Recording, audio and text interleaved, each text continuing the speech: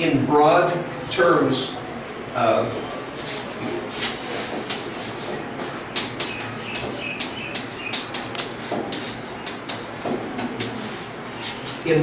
in European history, the medieval period, generally speaking, means from the fall of the Roman Empire up until a beginning of the modern era. Now, different things are involved. Rome was plundered in 410, but finally the empire formally dissolved in about 479. So you see there are different dates.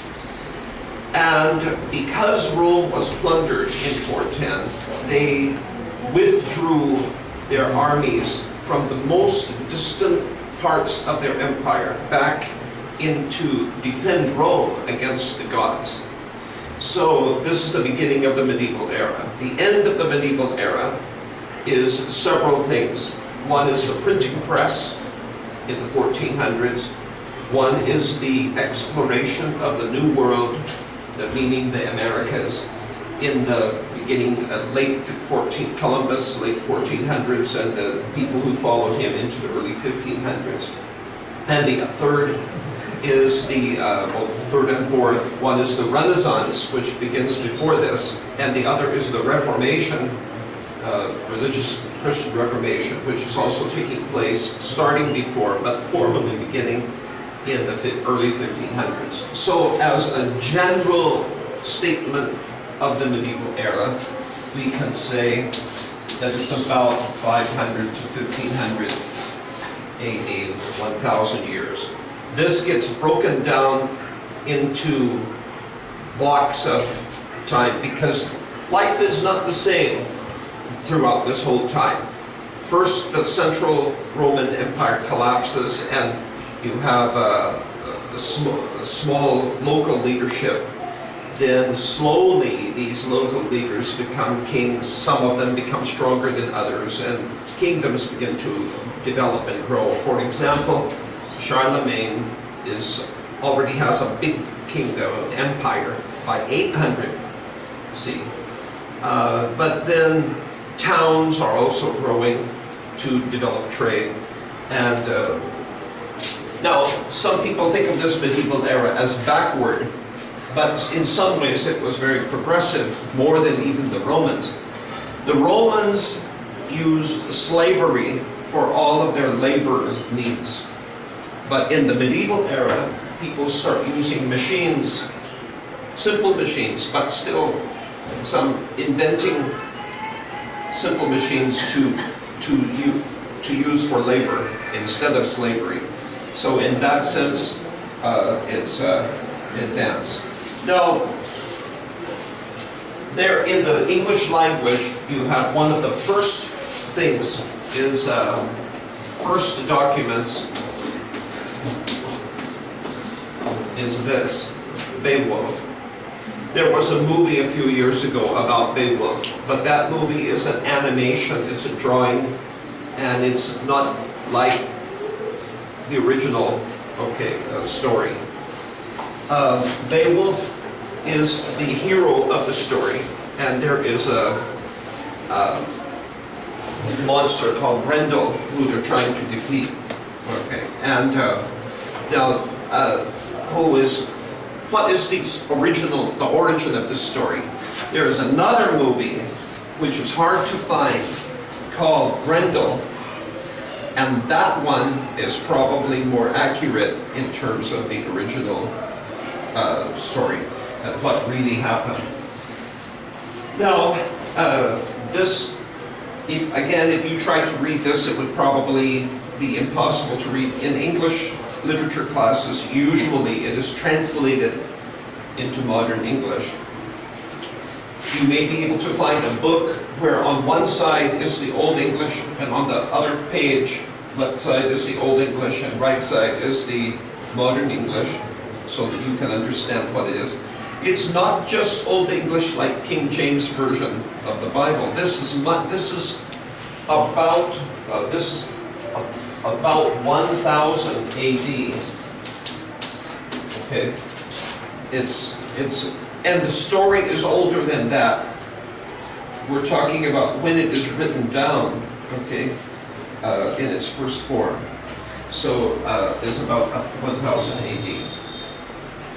Now, another thing very important that happens in the same century, report regarding the English language, is that there is the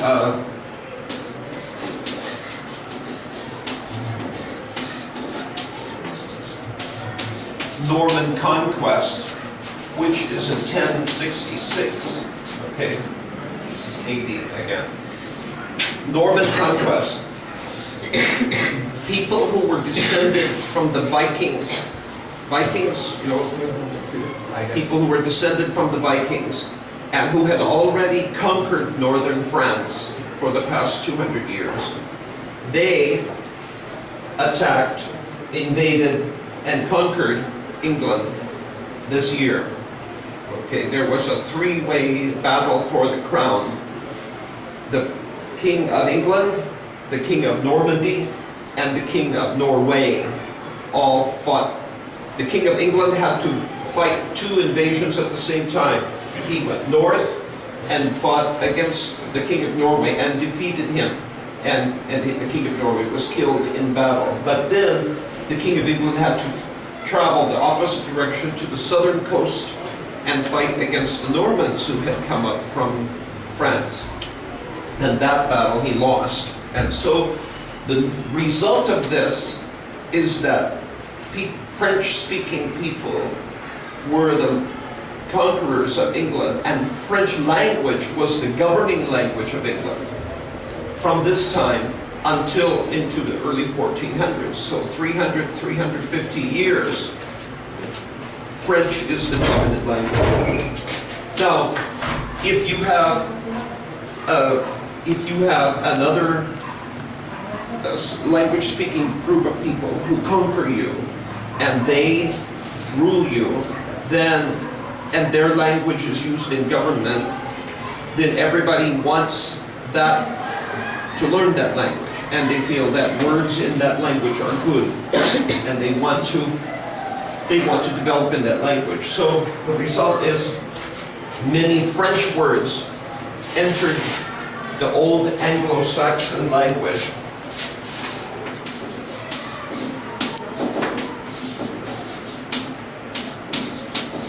Anglo-Saxon is the language of the common people and of the government before the Norman conquest. Then, after the Norman conquest takes place, the French invaders, they wipe out, they take all the land and they remove the leading people, the aristocracy, from power, and they become the aristocracy. But the common people are still speaking Anglo-Saxon. Okay, and this is the beginnings. This is where English comes from, Anglo.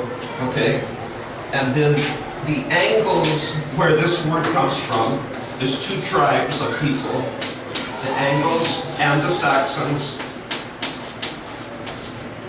They came from northwestern Germany. So if you want to know how did they come to Britain, well, they were asked when the Roman Empire left, the Roman armies left, the people who were the descendants of the British and the Roman soldiers had been living in Britain for 400 years, and many of them had married with British girls. So their descendants were there living the Roman style life of Roman civilization. And they had depended on the Roman army to defend them against the Scots who would come down. The Scots were not called the Scots back then, but they would come down from the north and attack. The Hadrian's Wall had been built to try to keep them out, but that would only defend against land-based attack. If they got in boats, they could go around the wall easily. And from Ireland, pirates used to come from Ireland and kidnap people, grab cattle, things like that. And they used to come from Ireland to England and raid the area. So when the army was gone, the British people hired soldiers from the Angles and Saxon tribes to defend them against these attacks. Because these soldiers came in to defend them, the Scots and Irish decided they needed more people to attack to overcome this army. So they sent bigger forces, which meant that the Britons hired more Angles and Saxons. And finally, the Angles and Saxons were so many that they said, we don't need to listen to these Britons anymore, we take over. So the Britons were pushed into what is now Cornwall, southwestern England corner, Wales, W-A-L-E-S, and they were pushed into that section, and the Angles and Saxons took over the main body of England. Today, if you look at a map of England, you will see places called Essex and Sussex. This means Eastern Saxons and Southern Saxons. So you may ask, how about West and North? Well, North is covered by these people. And West, there was a place called Wessex, and there was a kingdom called Wessex, but it broke up into smaller pieces later on. And so you see it used in literature, but not in history. Okay, now these people who had previously conquered the Britons, they have now been conquered by the Normans, and they are the oppressed people, and the French is the governing language. Today, in the English language, you will see words like that we have, and some words are the simple words. Sweat. It's very hot in Nagari right now, this time of year. So you are sweating, okay? But if you don't want to use this word, you want to be polite, you say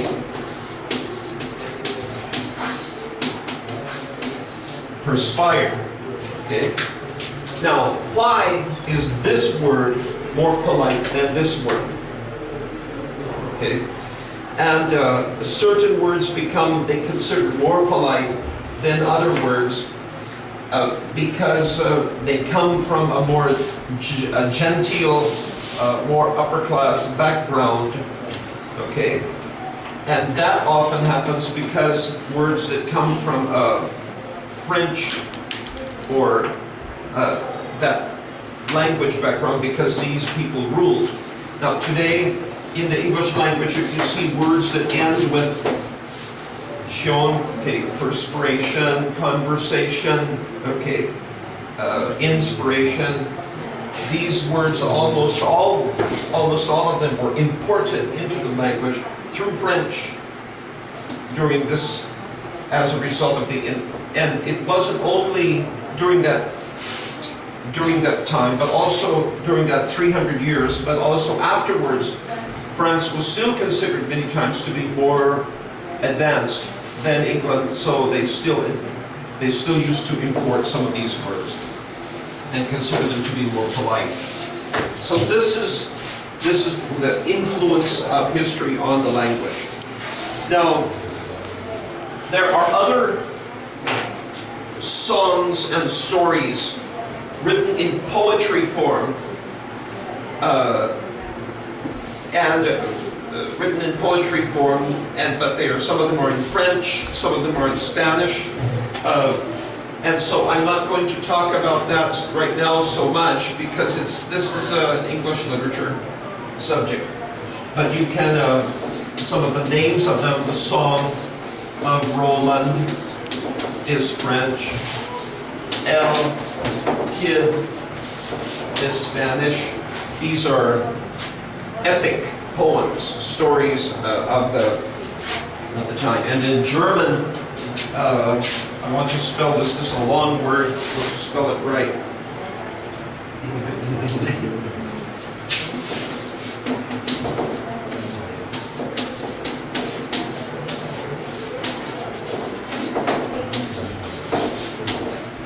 And these are, again, Now some of these, especially this, is the stories of the gods that they worshipped before they became Christians.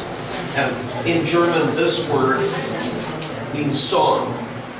Okay? And so this is the song of the Nibelungen. Now, this goes on. Now, by the time, one man who's very, very important in English literature because he wrote so well that people began to think that English language was good enough and they didn't have to use French all the time to be civilized. And that man's name is Chaucer. Okay? Now he wrote the most famous book that he wrote was the Canterbury Tales.